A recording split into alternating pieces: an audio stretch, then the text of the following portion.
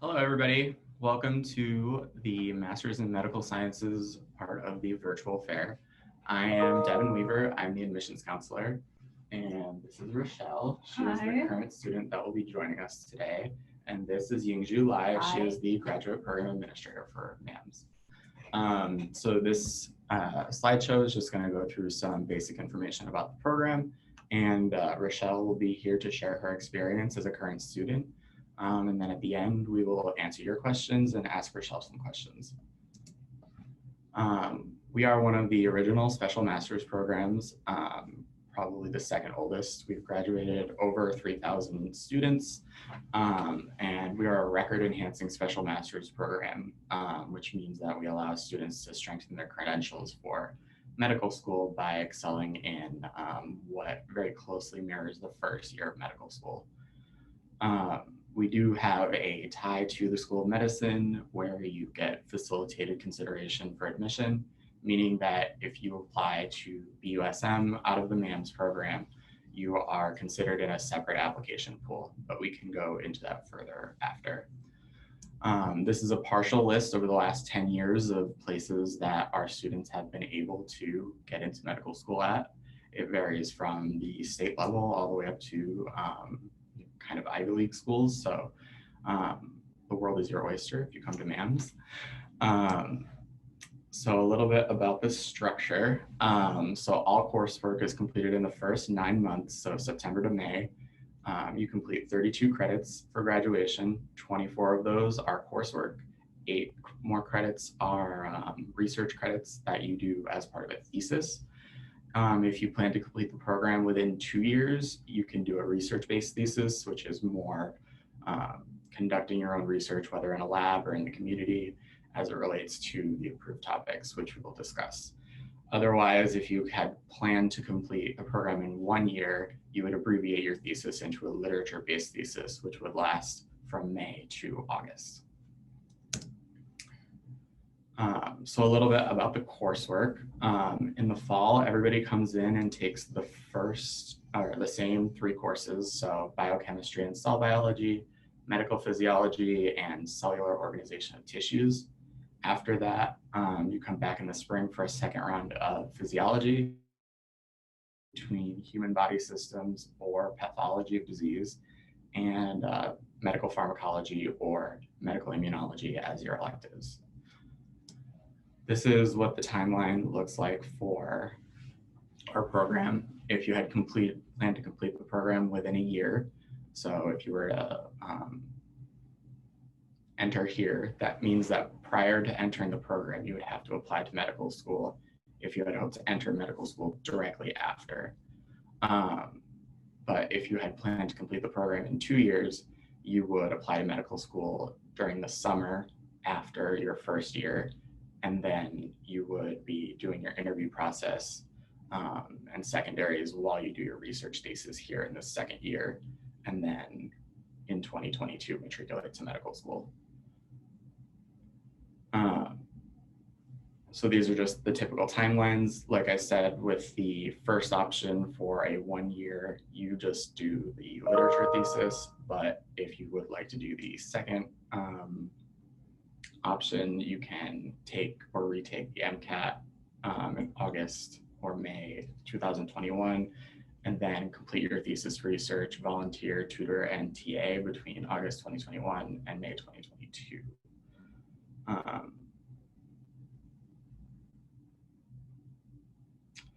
In terms of admissions, you must have completed all of the pre-med requirements. That means Gen Chem, OChem, physics, and biology. All those have to be completed with a lab. The caveat is you can substitute 1 semester of biochem for 1 semester of OChem.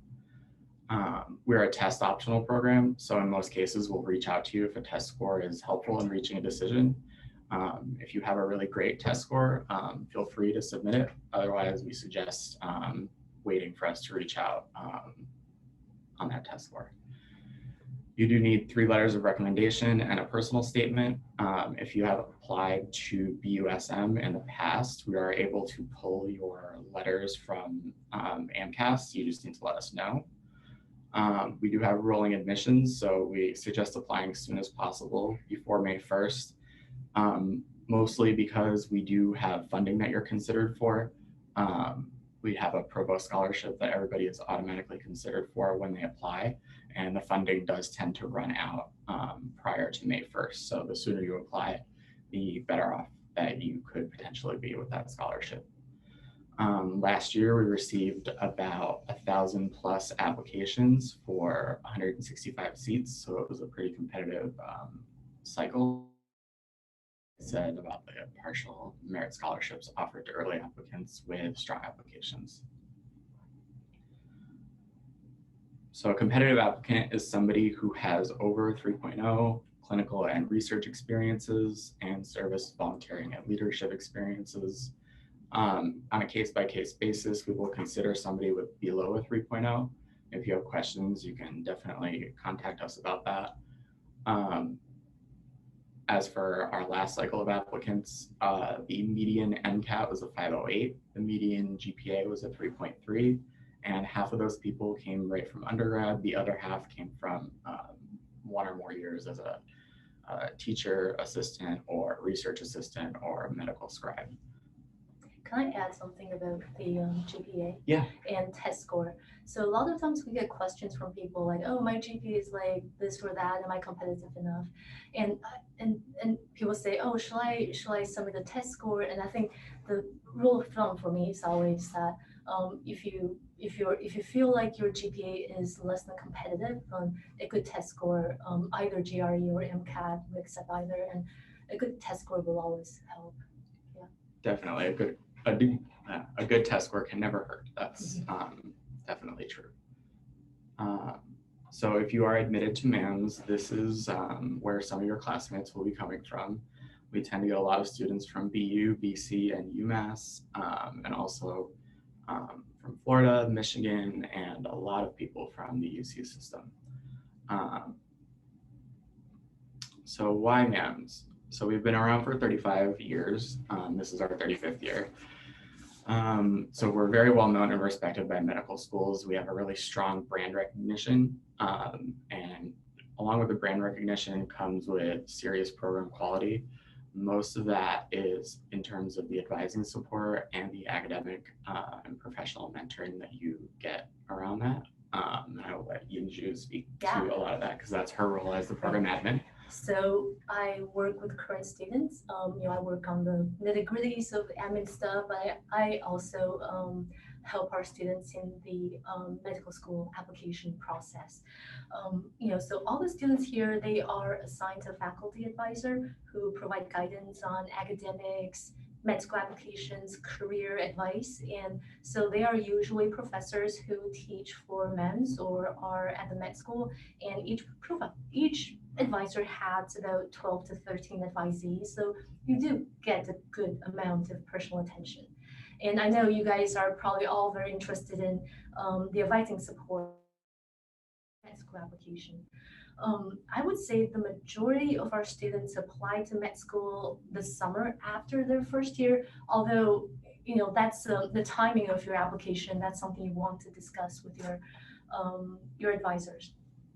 And the process of preparing for your med school application really starts at least, I would say, half a year before you submit it.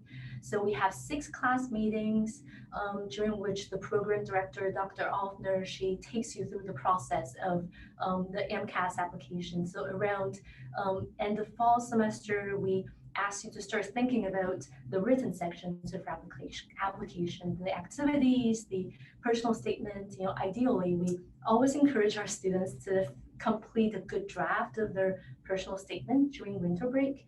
And throughout the spring semester, we talk about it and you slowly revise it. And so that's the fall semester. That's sort of like the activity timeline. And in the spring semester, in the class meetings, we start talking about letters of recommendations, how to choose schools to apply, your secondary applications, and of course, after you submit your application, if you receive offers for interview, we also offer mock interviews.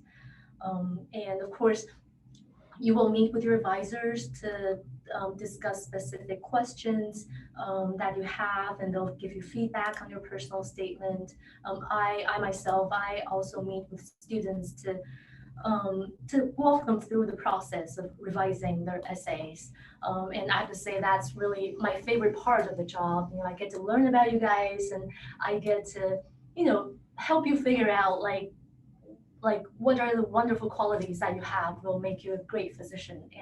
And so this is what I'm doing, focusing on now in spring break, during spring semester, and it's great. I love it.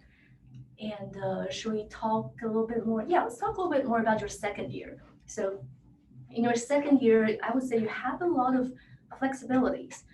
You don't need to be in Boston depending on where your research opportunities are, or what you plan to do. You don't take any classes. So during the second year, it's almost kind of like a glider year. So you work on your thesis, you get clinical experiences, you volunteer experiences if you want to pursue any, and you go on interviews, right?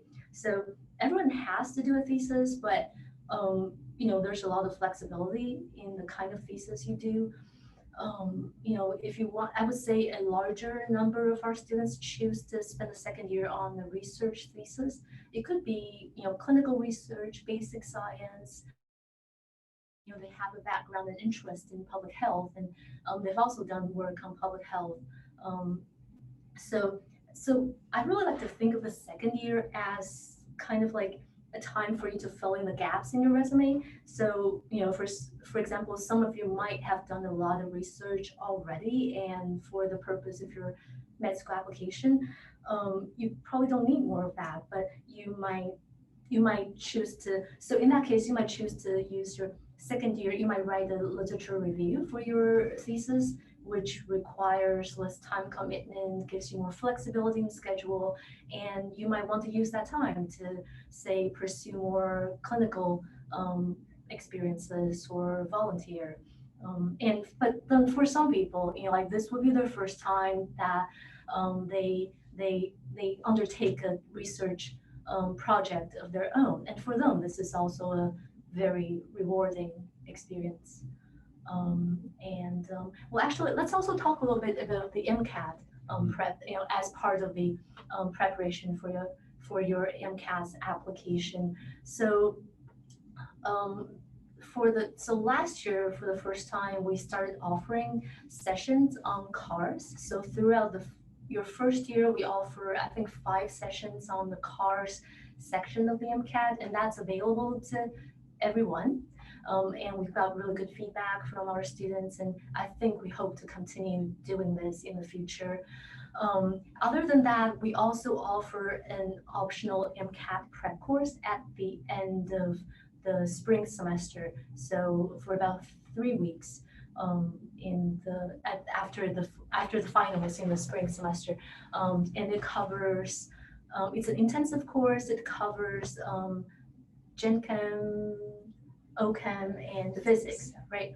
So you do have to pay for that, and whether you want to choose to take that course, it really, really depends on your learning style. Rochelle could probably tell you guys more about the MCAT prep course. And another thing I'm really proud of is that we have a really collaborative environment here, and I think that's something we really make a conscious effort to cultivate a community here.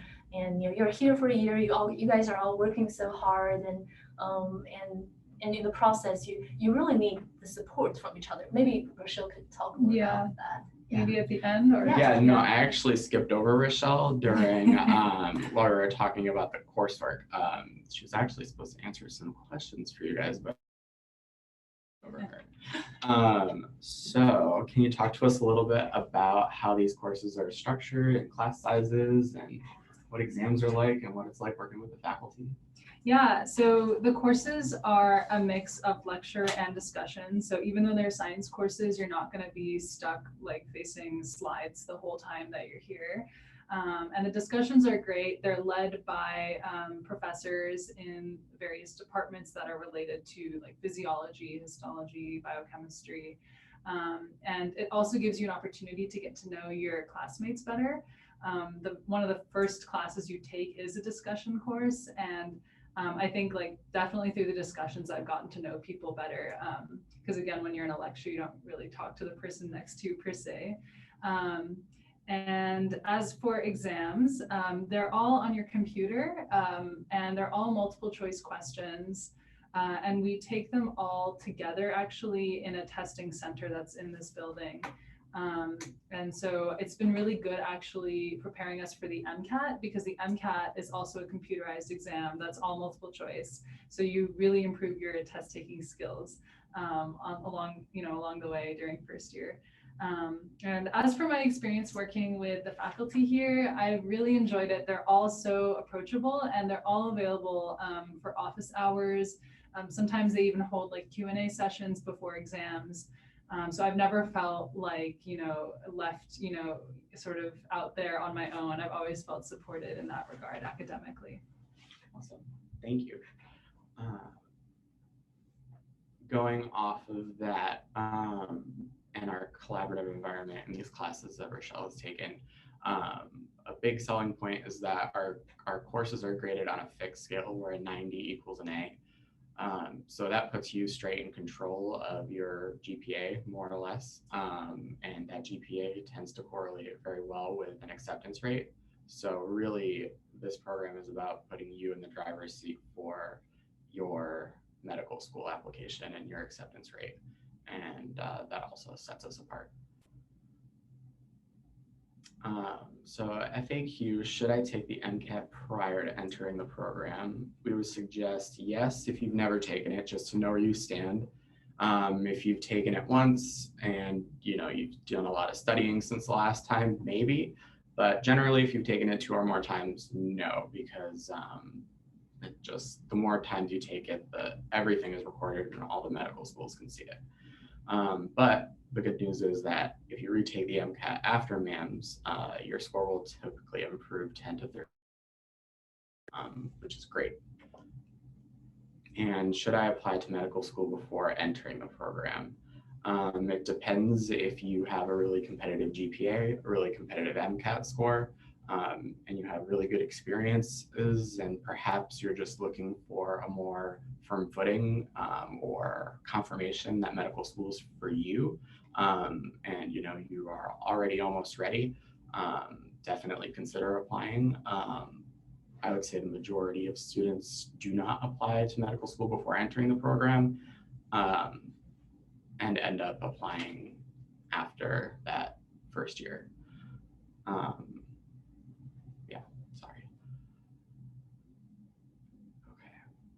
Now we will ask Rochelle some questions. Stop the share. So, can you describe what your relationships have been like with your classmates and advisors? Yeah, so first of all, my classmates have been wonderful. They're all super enthusiastic, and we all sort of share this common interest in like going into the medical field, and so that already allows us to like kind of get along and start to make these like connections, and so I really enjoyed my time in MAMS and the people that I've met through MAMS. And as for the advisors that I've had, so I have my faculty advisor, and then just in general, I've seen Yingju and Dr. Offner and Devin at certain points in the year. And I feel very supported in this program, and that's partly why I picked MAMS, like because of the support it provides. I felt like my undergrad institution didn't have as much of a support system, and it was also just a bigger school.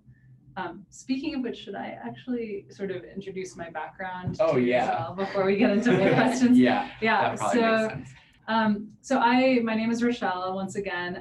I grew up in California in the Bay Area, and I went to college at the University of Chicago. I majored in biology with a specialization in neuroscience, and I graduated in 2016. I then took two years before I started MAMS. So I started MAMS in September of 2018.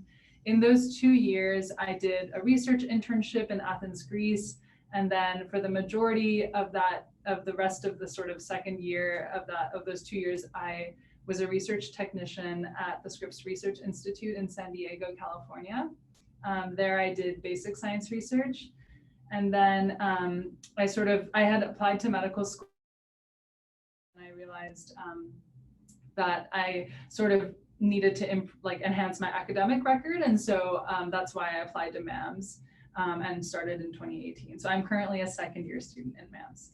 And I should probably add that every year we always have a really great group of second year students who who did really well in their first year, and they volunteered to mentor our first year students. And Rochelle is one of them, and she has been just wonderful, providing not just academic, but also, emotional support to our first year. It's hard work, and it's always really great to have, people like you guys who've gone through the first year and who are just so encouraging to our first year students. And they also run office hours, social events for the first years.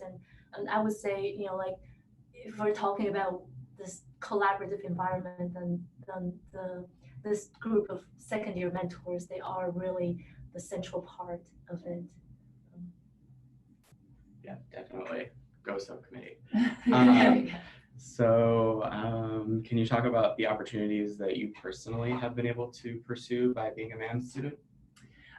Yeah, so and living in Boston in general. Yeah, another reason why I picked MAMS, because I had applied to other special medical sort of master programs for people wanting to go to medical school. The reason why I picked MAMS, another reason why, is because Boston has so many opportunities for healthcare, be it clinical research or just a clinical position or basic science research. So it was really this hotspot for healthcare, and I realized that, and I sort of kept that in mind. And so because of that, I feel like I've had access to a lot of opportunities as going into my second year. And so some of the things I'm doing this year is I'm currently a sort of clinical research assistant in a ophthalmology clinic at Beth Israel Deaconess Medical Center. This is a hospital that's affiliated with Harvard. And the doctor I work with is a retinal specialist who is also an associate professor at Harvard. And I really enjoy working there. I not only get to see patients and do sort of an ophthalmic workup on them, I also am doing clinical research for my thesis. So I mentioned that I had a basic science background. And so this second year, I really wanted to sort of improve my clinical background and spend more time in the clinic, and also make sure that that's really what I wanted to do, I'm also, as Yingju and Devin mentioned, I'm on the subcommittee for MAMS, so I do mentor the first year students and throw these social events to keep you guys keep them calm and not stressed out. And then I'm also volunteering at Boston Medical Center, which is the teaching hospital of BU Medical School. And it's right across the street from the building that we take our MAMS courses in. And it's an amazing hospital. It's a safety net hospital, so you get to see a lot of different people from different walks of life. And finally, I'm also an MCAT instructor. So I started doing this sort of at the beginning of this year, and I teach biology and organic chemistry. So I definitely feel like I've had so many opportunities here, and Dr. Offner also sends out a lot of opportunities when you're sort of in the spring of your first year for your thesis research. That's really impressive. Wow. You are getting a lot done. Yeah, it was a lot. It is a lot. So what is the most rewarding or valuable part about MAMS for you out of all of those kinds of experiences? I think the biggest thing I've gained from MAMS is greater confidence in my ability to basically do well in an academically challenging environment. And also, I've realized how much more I want to go into medicine. I already knew I wanted to go into medicine before I started MAMS, but taking the classes like medical physiology and cellular organization of tissues, which is like a histology class, these are so relevant to medicine. And so I feel like having taken those and having had these clinical experiences my second year have just bolstered my passion for medicine and allowed me to sort of understand areas of medicine that I find more interesting. So that's probably the most rewarding part, like the academics and the connections I've made with people. As we're talking, you guys should all feel free to type down any questions you have, and once we're done, once we're done with our conversation, we can slowly answer your questions. And we can go over beyond the 11:30 if needed would be. But yes. So the last question I have for Rochelle, while you guys' questions are rolling in, how is your life different now, having almost completed the program? Yeah, so I think now, like I said earlier, I have more confidence in like sort of the direction I want to go in my career. And I'm really looking forward to starting medical school in the fall. So I'm very happy. I'm a happy camper. So awesome. That's so good to hear. So should I can be the question. Oh yeah. Yeah, I can be the question reader. How about this? Yeah. So here, oh, it seems like the audio cut off for a while, but I'm guessing now is everything's okay. And so someone's asking, is the MCAT score optional for a decision to be made? Yes, we will make a decision without a test score. You know, if you submit an application without a test score. But like Yingju said, you know, if you had a lower GPA and a really good test score, that would help us in the decision-making process. And we don't really have a preference for either MCAT or GRE. So, you know, we accept both. And if you're submitting the GRE score, we are more interested in your quantitative section than the verbal section. And another question, are any of the MAMS classes case-oriented? Yeah, actually, medical physiology, the discussions are basically case studies that are based off real sort of patients. And so that's something that I really enjoyed about it and really helped solidify the material, because physio is really about understanding concepts and not memorizing per se. You need to like know some things, but it's more like applying what you've learned. And so, yeah, that's definitely case study based. Here, please elaborate on preferential admissions to BUSM. Yeah, so if you are accepted to the MAMS program and then after that you decide that you want to apply to BUSM, we will allow you for facilitated consideration, which means that we will consider you in a separate application pool from other applicants. The majority of those people in the separate application pool are invited to interview. After that, it tends to be more of an even playing field, but the advantage we can offer you is the preferential consideration at this time.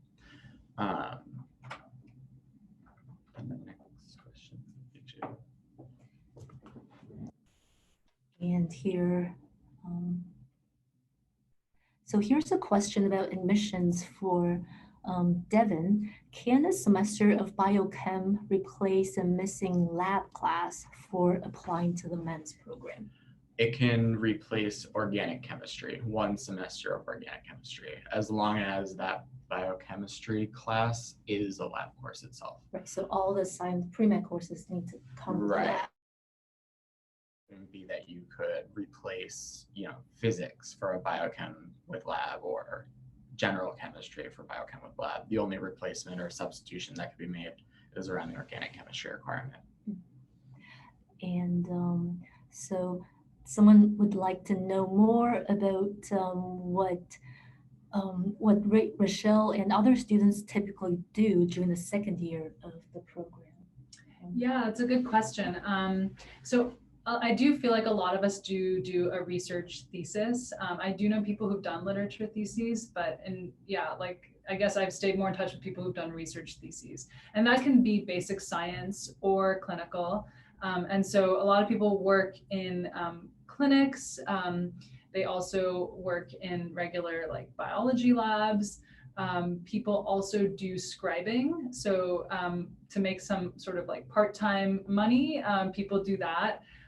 People also, I know a lot of people who tutored or TA'd the courses in MAMS. So they were tutoring and TAing the first years on the stuff that they learned like the previous year. So that's another opportunity. And then also, like they mentioned before, you don't necessarily have to stay in Boston. So I have a friend who went back to California, for example. There's also, you're also able to actually work full time and write your thesis sort of in addition to that. So that's also possible because some of these positions for research are not necessarily paid. So. Right. And a lot of the time, I know people who work full time at the lab and also have a full-time or part-time job. So that's also a possibility. Especially during the first year, we usually don't encourage you to take on too many outside commitments beside the class, besides the courses. But in the second years, there's a lot of flexibility in what you can do. And I know a lot of people, they work either part-time or full-time as well. When can we expect to hear back from admissions after applying? So this is a hard question to answer. So there are some applications which, it's immediately clear to us that either they will, do really well in our program and would be valuable to us. And so we, send those decisions rather quickly. Also rather quickly, we will send decisions on applicants who are just clearly not qualified. But for the rest of the people, they kind of fall into this middle pile where we have to deliberate. And so, if you're curious about your application, call or an email, I'm happy to discuss things with you. But generally, yeah, that's how things go. And here's an interesting question. So if you have been out of school for more than 5 years prior to applying to MAMS, would it be advisable to retake core science courses? It would depend on, how well you did in those core science courses prior.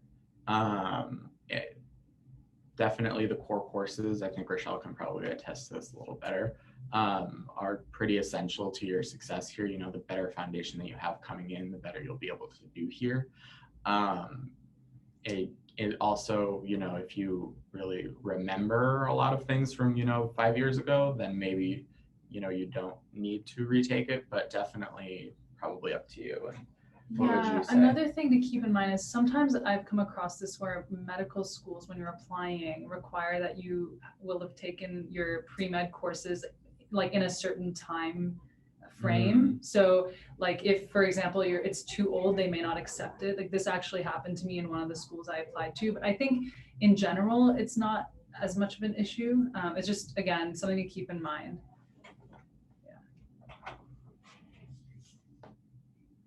Does it make sense to apply to both BUSM and MAMS at the same time?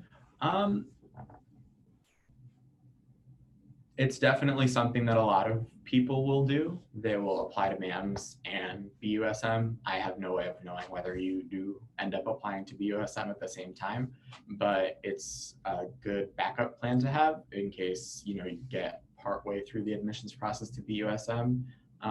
Maybe if we accepted you, you would have a backup plan for what to do in the event that you didn't get to go to medical school that year.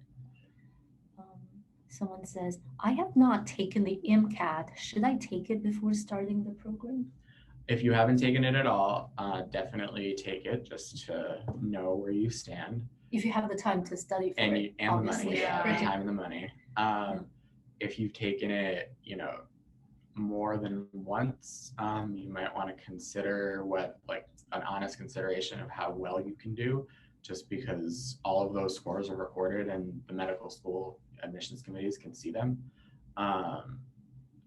And also something to consider is if you have a decent GPA, which would be, somewhere within our median of 3.3. If you had below that and you thought that you could get a really good MCAT score, that would increase your chances of admission a lot. And so this is also an admission. suggest for people who are missing a lot of the core science class requirements and they have already graduated from their undergrad university? I've seen two things. I've seen students go and do a formal post-bac program, and I've also seen students do kind of a DIY post-bac program, where you just take the courses that you are missing and then, see if that's good enough to go through.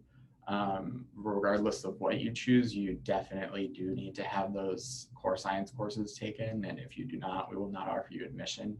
But yes, definitely make sure you get those done. And are most of the classes held during the day, evening, or both? Yeah, so I can speak to this. In your first semester of the first year, most of the classes, the lectures are in the morning. And in second semester, most of them are in the afternoon. There's one class, biostatistics, in second semester that's 4 to 6 p.m., but that's the latest class. So generally they're all during the day. When would you say that they generally end before? Yeah, so in first semester, I'd say like the latest day was maybe like 3:34-ish on Mondays, which were like the heaviest days in terms of lecture. But maybe it was generally between 1 and 2 in first fall semester. And then in spring semester, most of the classes, would like generally start around noon or later and go later and end maybe around 4 or 5. I think we answered this question already. I will add that it depends on the elective. The ones above. How many letters of recommendations do you prefer? And do you prefer letters of recommendation from research faculty or supervisors from clinical facilities? That's a good question. Definitely at least 3. Please no more than 4. And generally quality over quantity. So if you had 3 really good letters, that would look better than 4 okay letters. You generally want to make sure that you can get a letter from somebody who can give you a good letter of recommendation. And as far as recommendation from research faculty, supervisors, or clinical facilities, there's no preference on that. There's no preference on that as long as the person that's writing it supervisory capacity over you that they can speak to. Definitely don't submit anything from peer or coworker. Also, if you've been out of school for a while, the science professor, so one of our requirements is that one of the 3 letters is from a science faculty member. We'll be flexible on that if you have been out of school for a long time and accept the letter from your supervisor at the clinical or research facility that you're working at. Here's also a good question. Can I still apply if I am missing one prereq and plan to take it this summer? Absolutely. Yes. Yes. Just make sure that, I guess in general, this is a comment. There's no interview for the program. So this would be one of the things that you want to make sure that you have either listed as a course in progress on your transcript or upload an additional document that just says, I'm missing this prerequisite. I plan to take it here on this date, and you expect to have your grade by whatever date.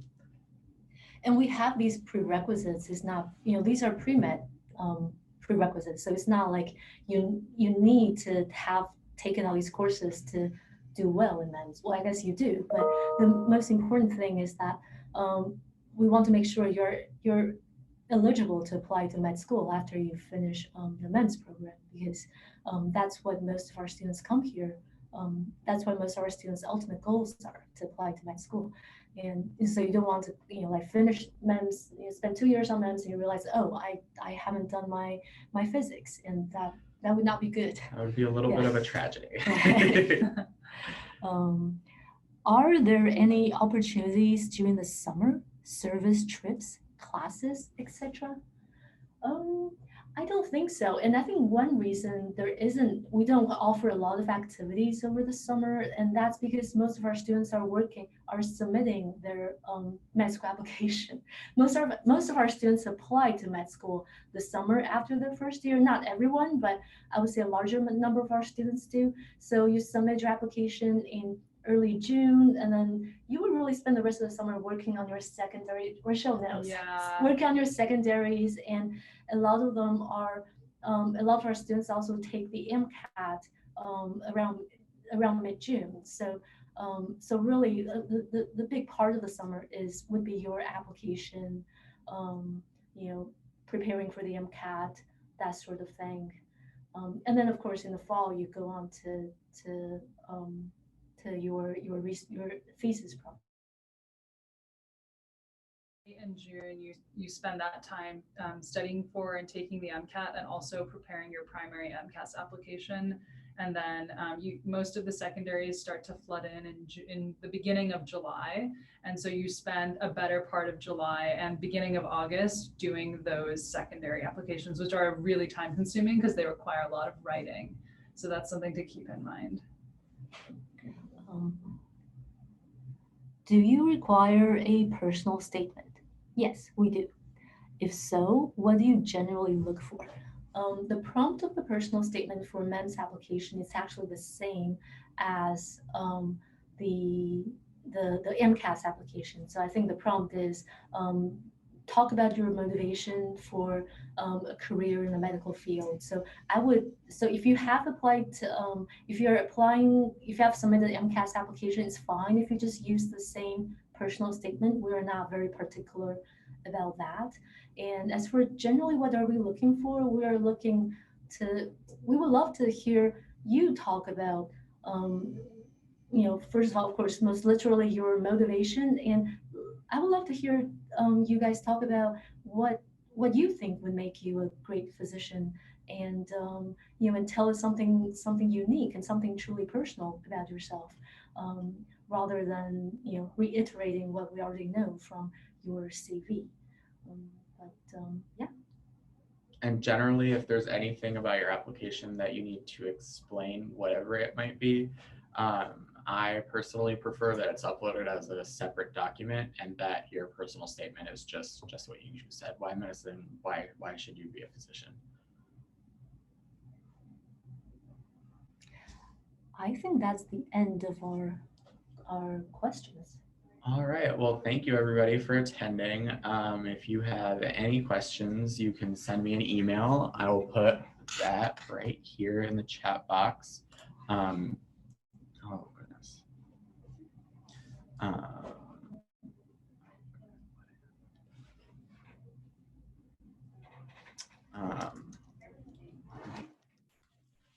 So yes, if you have any questions, if you would like to come visit, absolutely send me an email and I will be happy to speak with you. I just want to thank my counterparts, Rochelle and Yingzhu, for joining us for this virtual fair. And yeah, we look forward for hearing from you and reading your applications. Yeah. And maybe we'll see you in the fall. Yes, hopefully. Good luck.